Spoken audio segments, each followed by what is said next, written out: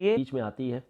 अब देखिए हुआ क्या कि जब जो ये हमारा प्रोविंशियल सिस्टम है, प्रोविंशियल हाथों में आते ही एजुकेशन का डिक्लाइन होना शुरू हो गया, कोई ध्यान नहीं देता था अब। और ध्यान ना देने के कारण से ही अब धीरे धीरे इसका सिचुएशन, इसकी स्टेटस और भी बुरी होते जा रही थी। यहीं पर जो बड़ौदा में इन्होंने गोपाल कृष्ण गोखले ने, अभी हम लोगों ने देखा था कि गोपाल कृष्ण गोखले ने एजिटेट किया था कि हमें जो बड़ौदा वाला सिस्टम है, free and compulsory education, primary education, उस चीज़ को लेकर के आना है। लेकिन हाटो कमेटी ने जस्ट उल्टा चीज़ बोला। जस्ट उल्टा का मतलब यहाँ पर इन्होंने कहा, ध्यान से सुनिएगा, बड़ा अच्छा रिकमेंडेशन है इनका। इन्होंने ये कहा कि हमें प्राइमरी एजुकेशन को एम्फेसाइज करने की ज़रूरत है, लेकिन कंपलसरी नहीं है। करिए तो भी ठीक है, नहीं करिए तो भी, और नहीं करिए तो ज़्यादा ठीक है। और इन्होंने कहा कि देखिए, केवल और केवल डिजर्विंग बच्चों को पढ़ाना चाहिए, ऐसा नहीं दुनिया भर में सबको पढ़ाना शुरू कर देना है। केवल डिजर्विंग को पढ़ाइए, और गांव वाले बच्चों को पढ़ाने की जरूरत नहीं है, क्योंकि वो तो लेबर वर्क करेंगे, उनको पढ़ाने से क्या फ़ायदा है। इन्होंने कहा कि only deserving student to go for high education, और जो बाकी उनको 8 तक पढ़ाइए, बाकी निकालिए। And college others to be diverted to vocational courses for improvement in standard of university education. Admission को रिस्ट्रिक्ट रखना होगा, गांव वाले बच्चों वगैरह को नहीं ले आनी है। So this kind of recommendation this हाटो कमिटी हैज़ गिवन। सोच सकते हैं द माइंडसेट ऑफ ब्रिटिशर्स, क्या दिमाग चल रहा है।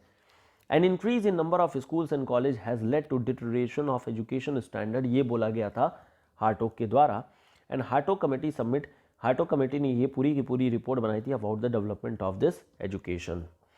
और अल्टीमेटली क्या हुआ भाई, डिक्लाइन ऑफ एजुकेशन और तेजी से गर्त में जा रहा था। इस गर्त में जाने के बाद अल्टीमेटली हुआ क्या था कि 1935 के दौरान में गवर्नमेंट ऑफ इंडिया एक्ट बना दिया गया था।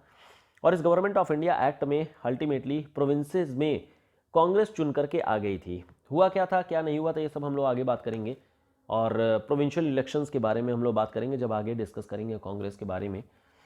तो यहाँ पर हुआ यही कि 1935 के दौरान में कांग्रेस जीत करके, मतलब 1937 में कांग्रेस जीत करके आ गई थी प्रोविंसेस में, कई सारे प्रोविंसेस में आ गई थी।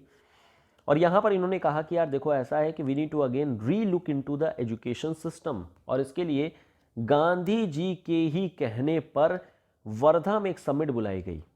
ये कहा गया कि चलो ठीक है, महाराष्ट्र के वर्धा में सब लोग आना, हम लोग एजुकेशन पे थोड़ा चर्चा कर लेंगे कि क्या करना चाहिए। ऐसा कोई प्लान नहीं था कि वर्धा में आकर के पूरा तसल्ली से एक एजुकेशन प्रोग्राम बनाएंगे और उसको लॉन्च करेंगे। नो, प्लान यही था कि आएंगे, डिस्कस करेंगे, समोसा पानी खाएंगे और ये काम करेंगे। यहाँ पर गांधी जी के कहने पर डॉक्टर जाकिर हुसैन ने एक मॉडल प्रिपेयर किया about the education system, what could be the education system, ये कहा गया। और इसीलिए इसका नाम ही पड़ गया वर्धा योजना, क्योंकि यहीं पर सारी चीज़ें एस्टैब्लिश की गई थी, यहीं से स्टार्ट की गई थी। इसका ऑब्जेक्टिव क्या था? ऑब्जेक्टिव था manual productive work. Gandhi ji हैं और चरखा ना चलाएं, ऐसा हो सकता है क्या?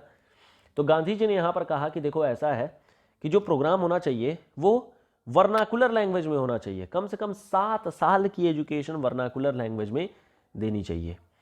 फ्री एंड कंपलसरी एजुकेशन होनी चाहिए, वोकेशनल ट्रेनिंग होनी चाहिए, ताकि जनता जाने अबाउट द एमएसएमई सेक्टर, वो जाने कि काम कैसे करना होता है, लघु उद्योग क्या होते हैं, कैसे अपना सेल्फ सफिशिएंट आत्मनिर्भर भारत बन सकता है।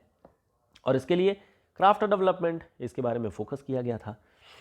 ये वर्धा प्लान बड़ा अच्छा था, सब कुछ बढ़िया था, सस्टेनेबल भी था, it was all good. But 1939 में सेकेंड वर्ल्ड वॉर हो गया, और सेकेंड वर्ल्ड वॉर में ब्रिटिशर बिना इंडियंस, बिना कांग्रेस से पूछे डायरेक्टली इंडिया को इन्वॉल्व कर लिए थे वर्ल्ड वॉर में।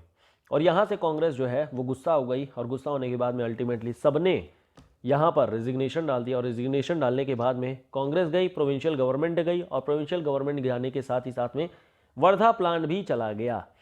तो एक ऐसा प्लान था जो बेसिकली बनाया बहुत अच्छा गया था, लेकिन इंप्लीमेंट करने से पहले ही बैंकरप्ट हो गया। अल्टीमेटली 1945 में जब वर्ल्ड वॉर ख़त्म होना था, उससे 1 साल पहले ही एक नया प्लान बनाया गया, एक नई कमेटी बनाई गई एजुकेशन के लिए, जिसका नाम है सार्जेंट कमेटी। यहाँ पर जो सार्जेंट साहब थे, इन्होंने बेसिकली प्रमोट किया था। अब यहाँ पर देखिए इन्होंने क्या कहा, again very very very important. यहाँ पर इन्होंने ये कहा कि देखिए 3 से 6 साल के जो बच्चे हैं उनको प्री एजुकेशन देना चाहिए, प्री प्राइमरी एजुकेशन देनी चाहिए। 6 से 11 तक free universal and compulsory elementary education देना चाहिए, जो कि गवर्नमेंट ऑफ इंडिया ने इसी चीज़ को बाद में जाकर के क्या कर दिया, इसी को आगे जाकर के अल्टीमेटली फंडामेंटल राइट बना दिया। आर्टिकल नंबर कितना, आर्टिकल नंबर 21A ये बना दिया गया था बाद में। हाई स्कूल की जो एजुकेशन थी 11 to 17 years age group for selected children and university course of 3 years after higher education, मतलब कि इन्होंने प्लान क्या बनाया, 10 + 2 + 3, यानी क्लास 10th तक +2 इंटरमीडिएट और फिर +3 आपकी हायर एजुकेशन के लिए। Adequate technical and commercial and arts education.